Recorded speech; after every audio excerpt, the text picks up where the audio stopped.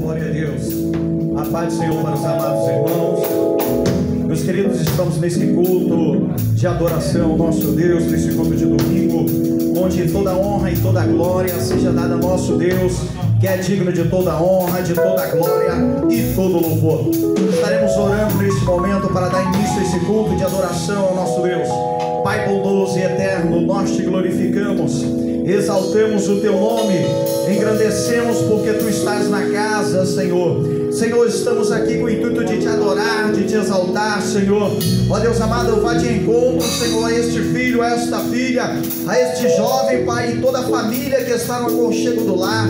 Ó Pai amado, que juntos estamos cultuando a Ti, ó Pai querido, estão assistindo este culto em adoração ao Teu santo nome, Senhor, porque entendemos que esta casa é Tua, casa de adoração, ó Pai, onde o Teu nome será engrandecido, onde o Teu nome será exaltado, Senhor. Receba todo louvor, receba a palavra, Pai querido, que é a ser ministrada, Senhor, para a glória do Teu nome, para os corações dos Teus filhos nessa noite. É o que nós te pedimos, Senhor. Toma a direção deste culto, em nome de Jesus. Amém e amém.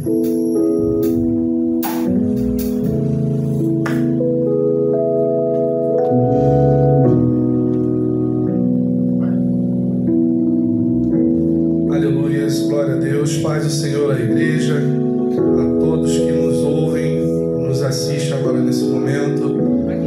Eu vim aqui em nome do Senhor Jesus te convidar a adorá-lo. Oh, aleluias, declare que Deus está aqui. Declare, Deus está no seu lar. Deus habita em meio aos louvores. Você tem louvor aí para atrair o Senhor, atrair a presença do Senhor.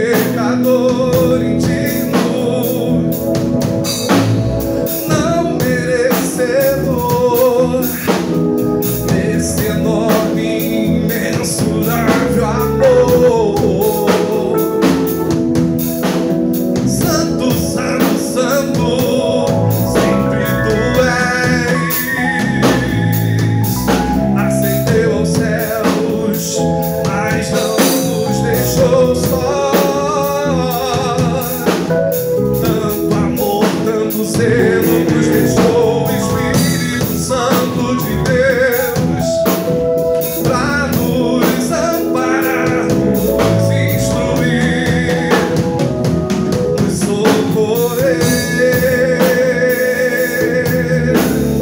Não contenha sua adoração, fique em pé, glorifique esse Deus então.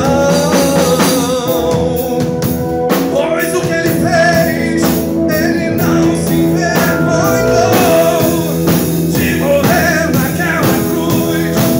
Então não se envergonhe de entregar a adoração. Ele é digno de receber. Só ele é digno de receber louvor. Palavras de júbilo. Quer chorar na presença dele? Quer se prostrar no chão? Quer chorar de alegria? Extravase deste sua alma, se conectar com o Espírito Santo para entregar o teu feito louvor, pois só ele é digno.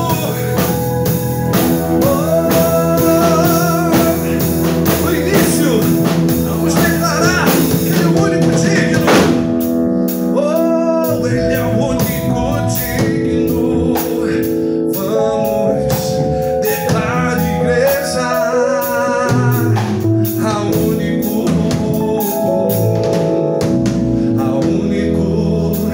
que é digno de receber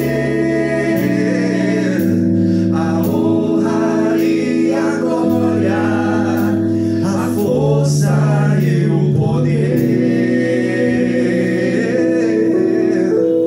ao Rei eterno e imortal, invisível, mas real.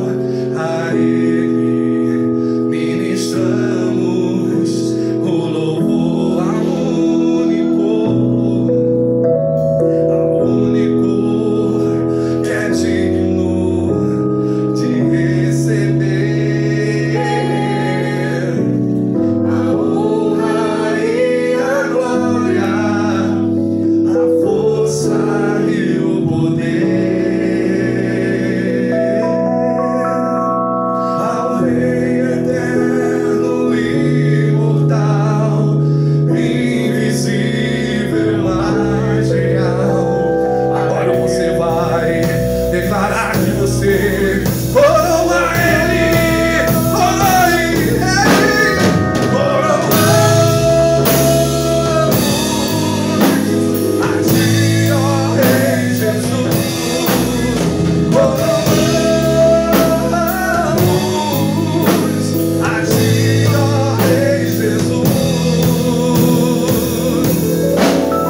Adoramos o teu nome, nos rendemos aos teus pés.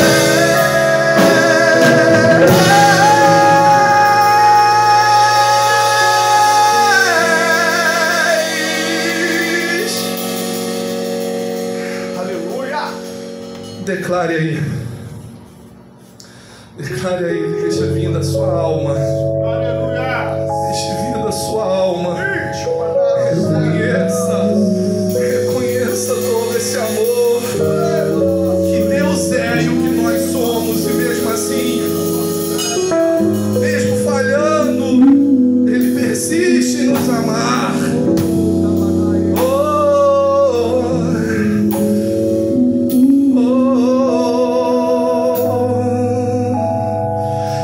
Consagramos todo nosso ser a ti. Consagramos todo nosso ser a ti. A ti. A ti.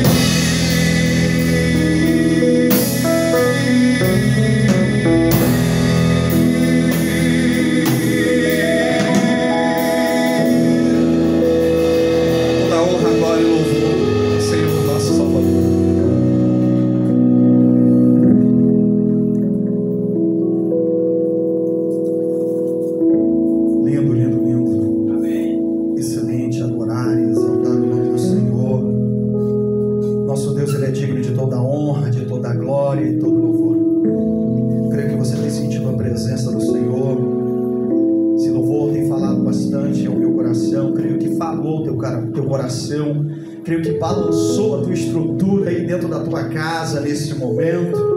Eu convido você a pegar a sua Bíblia neste momento. Vamos estar lendo alguns versículos aqui em Salmos, livro de Salmos, capítulo 34, a partir do versículo 1. Glorificado seja o nome do Senhor. Vamos estar lendo 7 versículos. Diz assim, Salmos capítulo 34, versículo 1. Louvai ao Senhor em todo o tempo, o seu louvor estará continuamente na minha boca. A minha alma se gloriará no Senhor. Os mansos o ouvirão e se alegrarão. Engrandecei ao Senhor comigo, e juntos exaltaremos o seu nome. Busque ao Senhor, e ele respondeu. Livrou-me de todos os meus temores. Olharam para ele e foram iluminados, e o seu rosto não ficaram confundidos. Clamou este pobre, e o Senhor o ouviu, e salvou de todas a sua angústia. O anjo do Senhor acampa-se ao redor dos que o temem e os livra. Pega essa mensagem para com a tua vida de reflexão, porque eu creio que o Espírito Santo de Deus vai ter algo reservado para você aqui de extraordinário para com a tua vida. Ministério de louvor, com mais um louvor, em seguida a mensagem da parte do Senhor para os nossos corações. Aleluias. Tem casa do Senhor aí? Oh, aleluias. Só dá para ouvir o amém. Vamos declarar: somos casa do Senhor, que Ele tem liberdade, Ele é dono desse lar, dessa casa. Ele tem liberdade total e irrestrita. Mudar o que tem que mudar de lugar, limpar o que tem que limpar, retirar o que tem que ser retirado. Oh,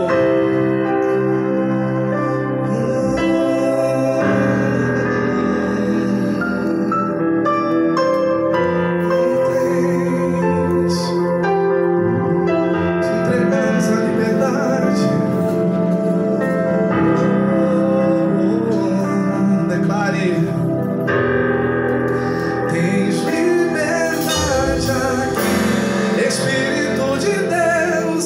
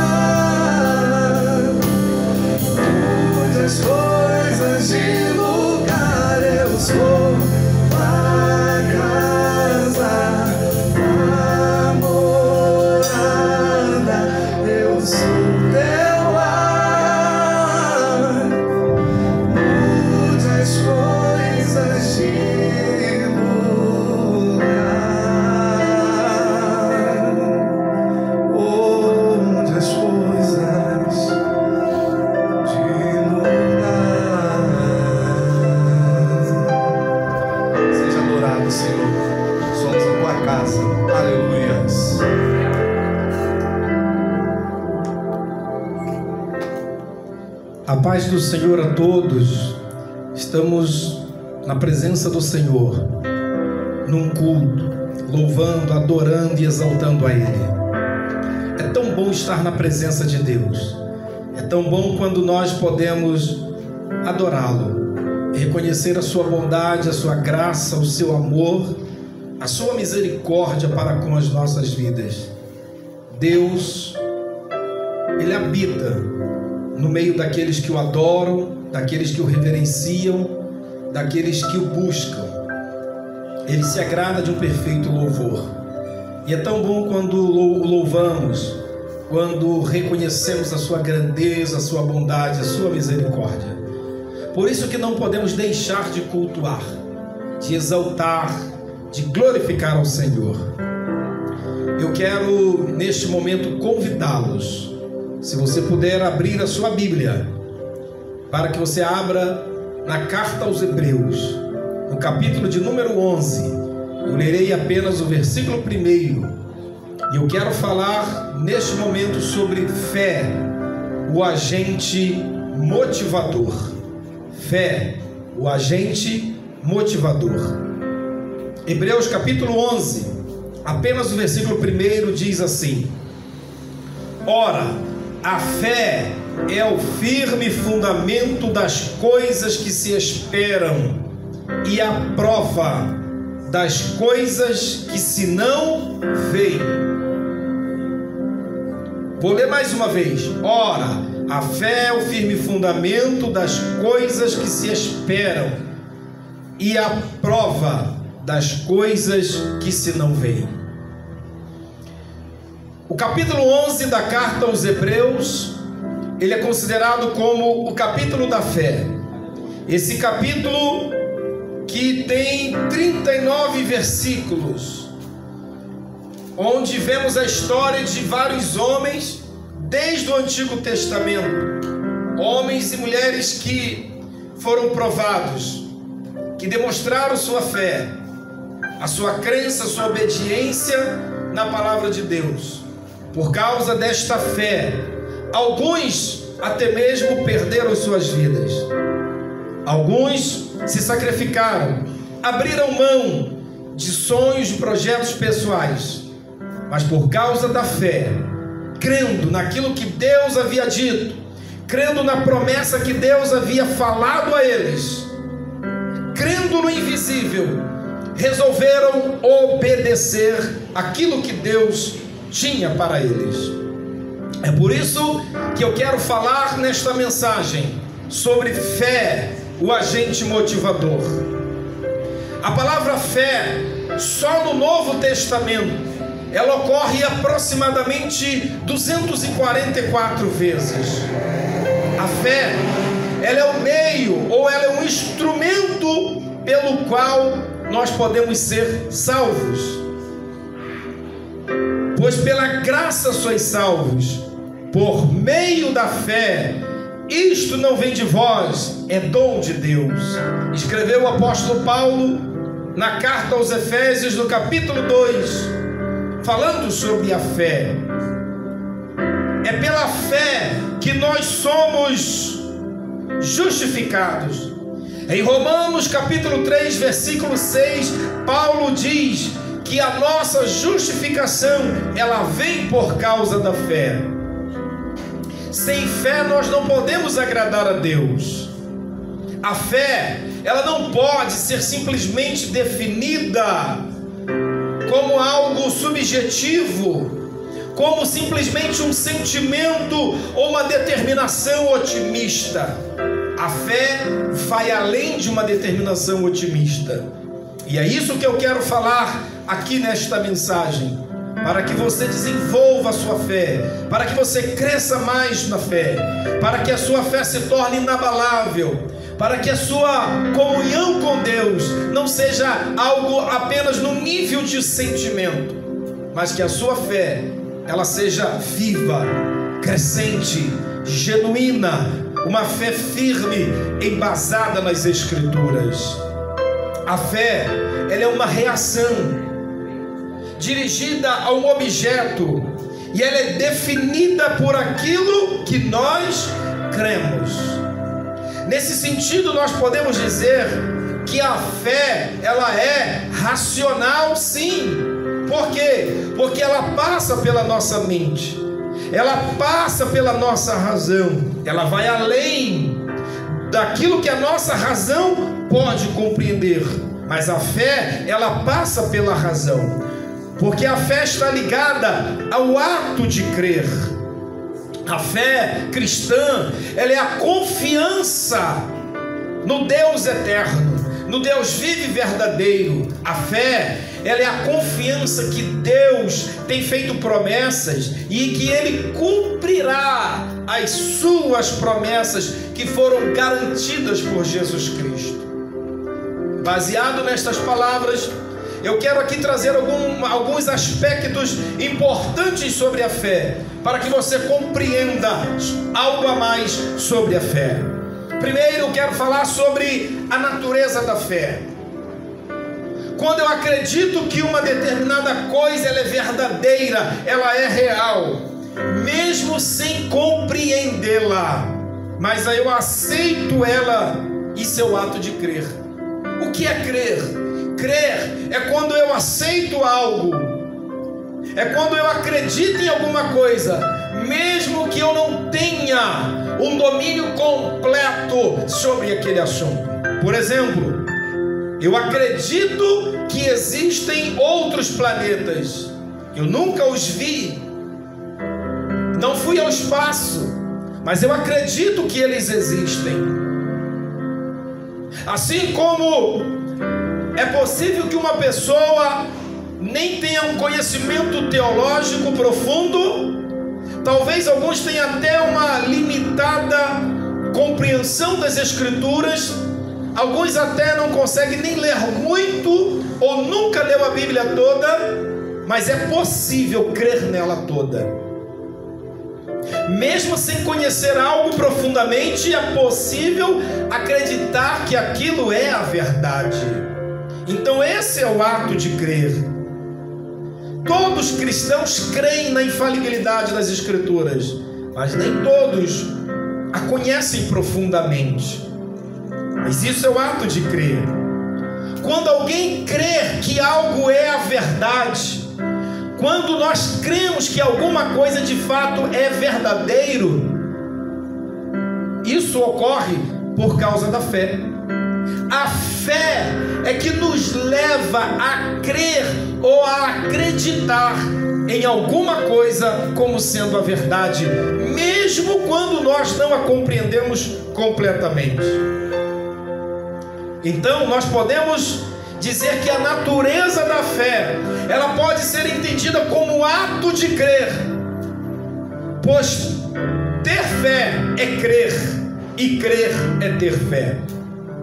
Eu só posso crer por causa da fé, e eu tenho fé por causa do ato de crer. Logo eu posso dizer que a natureza da fé é o ato de crer.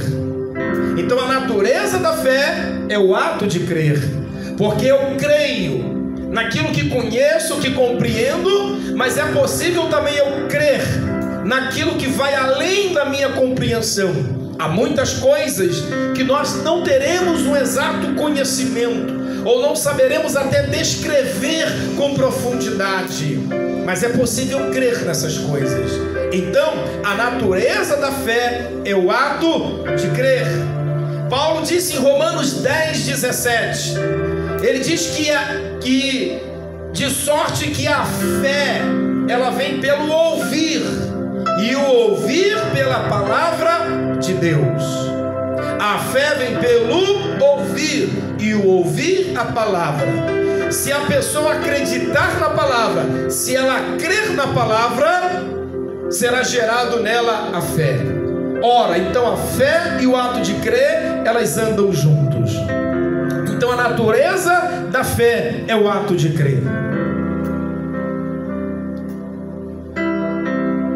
Santifica-os na verdade, a tua palavra é a verdade. Jesus disse isso em João 17, se referindo ao poder das Escrituras, se referindo ao poder que a fé tem para operar na vida de alguém. Quando eu acredito na palavra de Deus, Quando eu acredito nas Escrituras, aquilo que ela diz se tornará vivo e real nas nossas vidas. Bom, segundo ponto, a origem da fé. A fé é um ato pessoal que envolve a nossa mente, o coração e a vontade. Uma vez que ela é dirigida a Deus e não a um ídolo. A fé, ela é um ato pessoal. Não é simplesmente um sentimento coletivo. A fé não é simplesmente uma propaganda que alguém faz. Não é uma ideia de um sentimentalismo, mas é um ato pessoal. Envolve uma decisão pessoal. É um ato pessoal que envolve a mente, o coração e a vontade. Pois com a nossa mente nós vamos procurar entender, nós vamos procurar compreender o que está diante de nós. A fé, ela passa pela nossa razão. Eu sempre digo que, e faço uma comparação, de que a fé, ela opera parecido com aquilo que você vê quando, por exemplo, um avião, ele está no solo, lá no aeroporto, e aí ele precisa decolar, e ele está andando sobre a pista. É algo mensurável. Suas rodas estão tocando o solo, mas há um dado momento que ele deixa o solo e ele levanta e ele vai andar nos ares. A fé é assim. Em um dado momento ela vai operar naquilo que é mensurável. Por isso que a fé também ela é racional. Só que ela vai além da razão. Ela é racional porque ela passa pela nossa mente. Ela está ligada ao ato de crer, mas ela não se limita apenas à nossa razão humana. Porque a fé, ela vai além da razão humana. Ela não fica presa à nossa mente. É por isso que muitas pessoas têm dificuldade de entender a fé, porque elas querem enlatar a fé. Elas querem colocar a fé dentro apenas da sua razão, quando na verdade a fé, ela não está apenas ligada à nossa razão. Há momentos que nós vamos compreender, há muitas coisas ligadas à fé que nós vamos entender à luz da nossa razão, mas há algumas coisas, há alguns momentos, que algumas situações na nossa vida, elas vão fugir à nossa compreensão humana, porque a fé é como eu disse naquela comparação de um voo. Há um momento que ela passa pelo solo, o avião, mas há um momento que ele sobe, ele deixa esse plano físico aqui da terra, do chão, do contato das suas rodas com o chão, e vai pegar os ares. Assim é a fé. Então a fé, ela envolve a nossa mente, porque ela tem que passar pelo ato de crer. É preciso que eu venha colocar na minha mente a palavra. Eu preciso raciocinar, eu preciso refletir. Se você quer desenvolver uma vida de fé, crescer na fé, você precisa aprender a ler a palavra, a amar a palavra. Você precisa memorizar a palavra, você precisa degustar a palavra. Você precisa crer em Deus. A sua mente precisa se ocupar da palavra. Você precisa ocupar a sua mente, a sua palavra, a sua mente com a palavra de Deus. Porque a fé, ela exige de nós uma disposição mental. Mas em segundo lugar, a fé, dentro da sua origem, ela não vai apenas operar na nossa mente, ela precisa também do nosso coração. Porque com o coração nós não podemos duvidar. Com o coração nós não podemos desacreditar que Deus pode fazer ou intervir em alguma coisa. Pois com o nosso coração nós vamos aceitar, nós vamos abrir o coração e vamos deixar que a palavra de Deus entre em nós e gere esta fé. Enquanto na nossa mente a fé vai operar de forma racional, você vai racionalizá-la, você vai pensar, você vai meditar, mas ela não ficará presa à nossa mente, Porque a nossa mente tem limite. A nossa mente chega um dado momento que ela não vai compreender ou aceitar. Há dados momentos que nós teremos dificuldade para entender alguma coisa, mas o nosso coração também vai operar na fé, no sentido de que eu não vou duvidar, eu vou crer, eu vou acreditar, eu vou confiar. Aleluia. Eu vou acreditar que se Deus falou, que se Deus prometeu, que se Deus disse, Ele é fiel para fazer. Meu coração precisa se abrir. Eu preciso deixar com que as dúvidas saiam, o desespero e a confiança naquilo que Deus disse. Eu disse que fé, quando opera no sentido de origem em nós, porque ela tem que se originar em nós, ela é um ato pessoal. A fé não é simplesmente do outro, ela tem que ser minha. Eu não posso viver apenas da fé do outro. Ah, irmão, ore por mim, peça a Deus por mim, interceda por mim. Amém, eu posso até interceder. Alguém pode orar por você, alguém pode pedir a Deus por você, mas eu não posso viver da fé do outro. Eu tenho que desenvolver a fé. Ela é um ato pessoal. Ela tem que se originar onde? Dentro de nós. Ela tem que nascer dentro de nós. É uma decisão pessoal. Por isso que ela envolve a nossa mente, por isso que ela envolve o nosso coração, ela envolve a nossa vontade. A vontade é a capacidade de escolha, é uma decisão.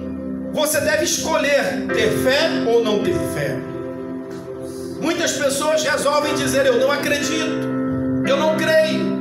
É uma liberdade que elas têm, é um direito que elas têm. Mas se você deseja andar pela fé, viver pela fé, a fé que agrada a Deus, você tem que tomar uma decisão. Porque a fé, ela envolve a vontade. Ela só vai existir dentro de você. A origem dela só será vista quando ela envolver a mente, o coração e a vontade, que é a decisão. Eu escolho ter fé, eu decido ter fé. Fé é uma questão de decisão que envolve a nossa vontade. Eu tenho que decidir. Eu creio em Deus, eu acredito na palavra de Deus, eu acredito no que Deus disse. Um dia Deus disse para Abraão, Abraão estava velho, idoso, e Deus disse assim: Abraão, eu vou te fazer ser uma grande nação, vou te dar um filho. Abraão já estava idoso, sua esposa também. Em algum momento Abraão duvidou no seu coração, mas houve um dia que Deus se apresentou para Abraão de uma forma tão especial, tão forte. E quando Deus falou com ele, diz o texto de Gênesis capítulo 12, que Abraão creu no que Deus disse. E a Bíblia diz que Deus então imputou a ele a fé. Deus creditou a ele a fé porque ele creu. Isso significa dizer que Abraão tomou uma decisão. Qual foi a decisão dele? Ele poderia ter dito assim: eu já sou velho, minha esposa é velha, não podemos mais gerar, minha esposa é estéril, eu não vou acreditar em Deus, não quero acreditar, é a minha decisão. Mas qual foi a decisão dele? Eu vou crer em Deus. Ele tomou uma decisão, ele teve vontade. A fé é uma questão de decisão. Você tem que decidir se você vai crer em Deus ou não vai crer em Deus, se você vai confiar nele ou não. Então nós precisamos entender que a fé exige de nós uma disposição mental, uma disposição de coração, de aceitação, de decisão, uma questão de vontade. Mas ao mesmo tempo que a fé, ela opera no ato de crer, ela opera em nós, mas existem também os inimigos da fé. E eu quero enumerar aqui pelo menos 4 inimigos da fé que dificultam a nossa crença, que dificultam o nosso ato de crer e de depender naquilo que a palavra de Deus diz. A primeira de todas é a incredulidade. A incredulidade, ela impede a plena operação de Deus. Se tornar incrédulo é como se você colocasse um escudo na sua frente e dissesse: eu não quero crer, não estou à disposição, não quero ser tocado pela fé. A incredulidade, ela impede o agir de Deus. Se você tiver um coração duro, incrédulo, se você não se abrir para crer na palavra, para depender do que Deus diz, para permitir com que a fé trabalhe dentro de você, Deus não agirá, porque Ele respeita a liberdade que Ele mesmo deu a nós. Então a incredulidade é o primeiro e grande inimigo da fé. Se você deseja ter fé, você precisa vencer a incredulidade. Segundo, a dúvida, porque a dúvida, ela questiona o poder de Deus. Você não pode viver da dúvida. A dúvida, ela gera questionamento. Será que Deus vai fazer ou não vai? Será que Deus tem todo o poder? Será que não tem? Será que Ele ouve ou não ouve? Será que Ele intervém ou não intervém? A dúvida gera questionamentos. E quando duvidamos, nós estamos colocando em xeque o poder e a ação de Deus. Não coloque em xeque o poder de Deus. Um dia, estavam os discípulos em alto mar, à noite, e de repente, Pedro, ao ver Jesus, disse: Senhor, se és tu mesmo, permita com que eu vá até aí. E Jesus disse: vem, Pedro. E a Bíblia diz que Pedro começou a andar sobre as águas. Jesus estava próximo deles, próximo do barco deles. E de repente Pedro começa a andar, ele começou a crer. Mas houve um momento que Pedro olhou para um lado, olhou para o outro, e viu com que o vento era forte. E Pedro começou a duvidar. Quando ele começou a duvidar, o que aconteceu? Ele começou a afundar, porque a dúvida impede o agir de Deus. Em terceiro lugar, o medo. O medo é falta de segurança. Medo significa falta de segurança. Quando eu tenho medo, é porque eu não estou seguro. Tenho medo daquilo que eu não tenho segurança. E se você tiver medo, você não está seguro de que Deus vai mudar a história, que Deus vai intervir. Então a incredulidade, a dúvida, o medo e a desconfiança. Desconfiar é estar incerto, é acreditar, mas ao mesmo tempo duvidar. Quem duvida já não acredita mesmo, porque ele questiona se Deus pode ou não pode. E o desconfiado é aquele: eu sei que Deus faz, mas eu não sei se Ele vai fazer. Eu acredito que Deus é o Todo-Poderoso, mas no meu caso eu não sei se Ele vai agir. Isso é desconfiança, e isso impede o agir da fé. Se você deseja viver uma vida de fé, se você quer andar pela fé, se você quer que a fé realmente seja um agente motivador pelo qual Deus vai agir na sua vida, você precisa se libertar da incredulidade, você precisa deixar a dúvida de lado, você precisa deixar a desconfiança e deixar o medo. Porque se você viver por essas coisas, você não vai poder progredir. Há um escritor francês que viveu no meado do século XIX para o século XX, Anatole France. Esse homem, ele era um cético, ele não tinha fé, ele não cria na fé. Mas ele disse, ele deixou escrito que ele considerava como pessoas felizes aquelas que tinham a fé. Ele dizia: eu não tenho fé, mas acho que são felizes aqueles que têm. Realmente isso é uma realidade, porque ter fé faz diferença. E eu quero dar aqui exemplos de fé. A Bíblia fala que Abel, ele tinha fé, e a fé de Abel, ela foi demonstrada pelo sacrifício. Abel e Caim, os dois irmãos, trouxeram sacrifício ao Senhor. E a Bíblia diz que Deus se agradou mais do sacrifício de Abel do que de Caim. Por que Deus se agradou mais do sacrifício de Abel? Porque Abel fez com coração, com fé. A fé de Abel, ela era baseada no sacrifício. E às vezes a nossa fé exige sacrifício. Alguns momentos da nossa vida que a demonstração da nossa fé vai exigir um sacrifício. Eu terei que tomar uma atitude. Eu terei que fazer algo para mostrar que de fato eu tenho fé. E esse algo às vezes é o nosso sacrifício. E Abel, pelo sacrifício, demonstrou a fé. Nós temos um grande exemplo de pessoas que andaram com Deus. Enoque é um exemplo de alguém que tinha uma fé baseada na comunhão.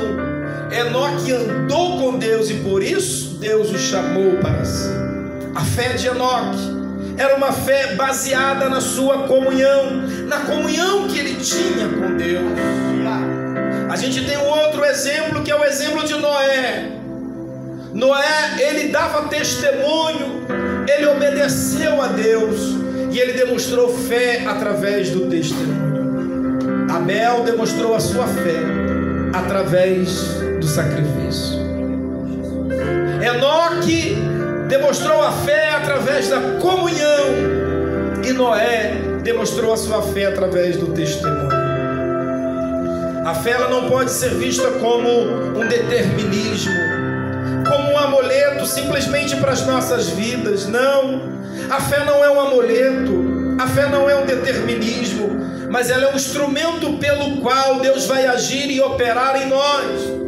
Porque quando Deus olhar para nós e ver fé, Ele vai ver que você usou a sua liberdade do ato de crer e você resolveu crer nele, que você resolveu acreditar nele, mesmo passando por sacrifícios, mesmo abrindo mão de coisas, mesmo sofrendo perdas, mesmo enfrentando reveses da vida, você resolveu ter fé. Eu quero concluir esta mensagem dizendo que a essência da fé é confiar em Deus e não nos fins. O grande problema é que hoje muitas pessoas estão confiando e acreditando mais nas coisas do que no Deus que opera as coisas. A essência da fé é confiar em Deus. Sabe por quê? Porque o objeto da nossa fé deve ser o ato de crer em Deus. O alvo da fé é Deus, crer nele. Não devemos colocar a nossa fé nas bênçãos, nas coisas, mas na fonte da bênção, na origem da bênção. A fé, ela não nos livra das adversidades, mas ela nos protege nos tempos de crise. A fé, ela não nos livra das adversidades, mas ela vai nos ajudar, ela vai nos fortalecer em tempos de crise. Na vida espiritual, no reino de Deus, a pobreza, a miséria não é a falta de dinheiro, mas está na falta de fé. No reino de Deus, pobreza e miséria não é falta de recursos humanos, não é porque alguém não tem dinheiro, não tem casa ou carro ou status, mas no reino de Deus, pobreza e miséria é falta de fé, é falta de crer em Deus, é falta de depender de Deus. Sem a fé, a ação do reino de Deus, ela fica limitada em nossas vidas. E eu termino te perguntando: qual a sua decisão? Você vai ter fé, vai viver pela fé ou vai viver pela dúvida? Nós não podemos ser como aqueles que são como ondas levadas pelo mar, aqueles que duvidam, mas nós devemos viver pela fé. Paulo disse em 2 Coríntios 5:7, porque andamos por fé e não por vista. Paulo disse, porque andamos por fé e não por vista. Que você ande por fé e não por vista. Feche seus olhos e oremos neste momento. Peça para que Deus trabalhe no seu coração. Se você duvida, se você não consegue crer, fale com Ele agora: Deus, eu tenho dificuldade de crer, eu não consigo crer exatamente. trabalhe no meu coração. Se você está afastado de Jesus, eu quero lhe convidar agora a você a retornar aos braços do Pai, a você voltar para Jesus, a você pedir a Ele: Senhor, coloca fé no meu coração, me ajude a ter mais fé. Eu quero lhe convidar, se você não recebeu a Jesus como Senhor e Salvador, para que você receba Ele como Senhor e Salvador. Se você está afastado, que você volte aos braços do Senhor. E se você já serve ao Senhor, peça a Ele: Senhor, me ajude, eu quero crer mais no Senhor. Feche os seus olhos e oremos. Pai, nós queremos orar neste momento. Nós queremos te agradecer pela vida de todos os teus filhos que estão ao alcance desta mensagem, e te pedir que o Senhor ajude-nos, que o Senhor ajude a cada um dos teus filhos. Ajude-nos, ó Deus, para que possamos vencer o medo, a dúvida, as incertezas. Ajude-nos a crer mais em Ti. Abre o nosso entendimento. Tira, Senhor, toda a cegueira espiritual, toda a limitação, toda a dificuldade, tudo aquilo que nos impede de crermos, de termos fé, de confiarmos no Senhor. Opera no nosso coração, opera na nossa mente, nas nossas decisões. Ajude-nos a crermos no Senhor. Ouve a oração dos teus filhos. Neste momento, enquanto oramos, eu te peço que no nome de Jesus o Senhor venha salvar, o Senhor venha perdoar pecados, que o Senhor venha curar enfermidades, que o Senhor venha libertar pessoas neste momento para a honra e glória do teu nome. Pai, oramos e exercemos a nossa fé, crendo que o Senhor há de entrar com provisão, que o Senhor há de mudar a história, que o Senhor há de trazer cura, renovo, libertação para muitas vidas. É o que te pedimos em nome de Jesus, em nome de Jesus. Amém e amém. Deus te abençoe. Aplique esta palavra ao seu coração. Permita que esta palavra entre no seu coração. Só tu és santo,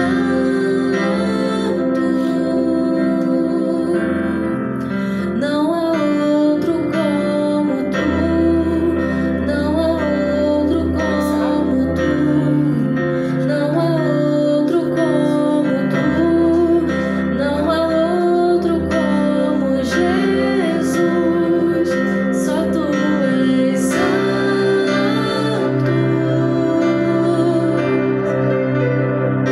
só tu és santo,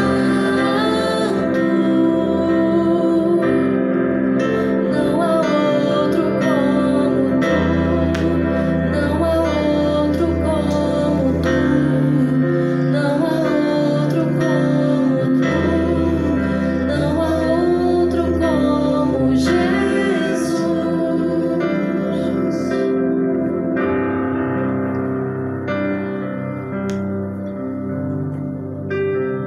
Queremos agradecer a participação de todos que estão conosco neste momento cultuando ao Senhor. Cremos que você não está apenas assistindo o culto, você está cultuando a Deus, você está fazendo um culto para Ele. Que Deus te abençoe, que você venha adorá-lo. Aproveite esse tempo que você está em casa para a palavra, orar, cultuar com a sua família, estudar, ocupar a sua mente com coisas boas, com coisas sadias e exercer a sua fé. A nossa fé, ela é provada em tempos difíceis, em momentos difíceis. É nesses momentos que nós devemos demonstrar a nossa fé. É fácil ter fé quando temos tudo a nosso favor. É fácil crer quando todas as coisas estão favoráveis. Mas é em tempos de crises, em tempos de desafios, que devemos demonstrar a nossa fé em Deus. Que Deus te abençoe então, que você viva baseado nesta palavra. Nós vamos orar, encerrando este momento de culto, crendo que você terá uma semana de paz e de bênção, guardado pelo Senhor. Que Deus guarde a sua casa, a sua família, a sua saúde. E oremos também pelo nosso país. Ó Deus, nós queremos te louvar e te agradecer. pela grande oportunidade que o Senhor nos concede de podermos, ó Deus, cultuar ao Senhor, mesmo estando distantes fisicamente, mas nós estamos te glorificando e te exaltando, reconhecendo o teu amor, a tua bondade, a tua grandeza, porque, Senhor, não será simplesmente o lugar do templo, o único lugar da adoração, mas a nossa casa, onde estivermos. Então cultuamos a Ti neste dia. Pedimos que o Senhor receba o louvor, a adoração, a palavra, tudo o que fizemos foi para Te honrar e Te glorificar. Nos abençoe, nos dê uma semana de paz e de bênção. Oramos e pedimos que o Senhor guarde a nossa casa, a nossa família, guarda a nossa saúde. Ó Deus, guarde o seu povo, livre o teu povo de todo mal. Tu tens um plano soberano para a vida de cada um. Pedimos que o Senhor venha nos fazer entender o teu plano, o que o Senhor quer de nós nesses tempos. Senhor, nós queremos te pedir, Senhor, pela nossa nação, pelo nosso país. Senhor, dê sabedoria ao nosso presidente, aos ministros, aos governadores, às autoridades, ó Deus, do executivo, do judiciário, do legislativo. Dê, Senhor, entendimento, estratégias, capacidade para que possam, Senhor, lidar, administrar, liderar, governar este tão grande país. Senhor, oramos pela paz do nosso país. Pedimos a Deus pela prosperidade, pelo crescimento, pela saúde, pela economia. Ó Deus, ajuda-nos. Tem misericórdia desse povo que tem sofrido tanto, com tantas dificuldades e lutas. Oramos, cremos que o Senhor há de intervir. É a oração que te fazemos em nome de Jesus. Amém e amém. Estenda suas mãos, se você assim o puder, e receba a bênção do Senhor.